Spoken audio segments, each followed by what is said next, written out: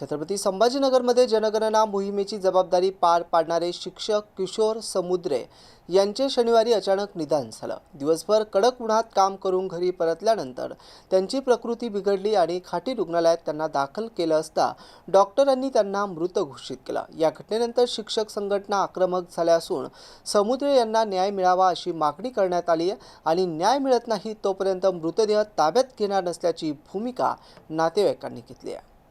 राज्यात सुरू असलेल्या जनगणना मोहिमेत बीड बायपास परिसरातील झोन क्रमांक 10 ची जबाबदारी शिक्षक किशोर समुद्रे यांच्याकडे होती। शनिवारी दिवसभर सुमारे 41 अंश तापमानात काम केल्यानंतर ते घरी परतले। त्यानंतर त्यांची प्रकृती अचानक बिघडली। तातडीने त्यांना खाटी रुग्णालयात नेण्यात आलं, मात्र डॉक्टरांनी त्यांना मृत घोषित केलं। समुद्रे हे पीर बाजार येथील भागीरथ प्राथमिक शाळेत गेली 25 वर्ष शिक्षक म्हणून कार्यरत होते। त्यांच्या पश्चात आई, वडील, पत्नी, एक मुलगा, एक मुलगी आणि भाऊ बहीण असा परिवार आहे। दरम्यान खाटी रुग्णालयाच्या परिसरात हजारो शिक्षक जमा झाले होते।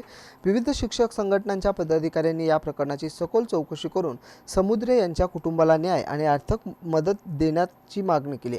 जोपर्यंत शासनाकडून ठोस निर्णय होत नाही तोपर्यंत मृतदेह ताब्यात घेणार नसल्याची भूमिका यावेळी नातेवाईकांनी घेतली होती।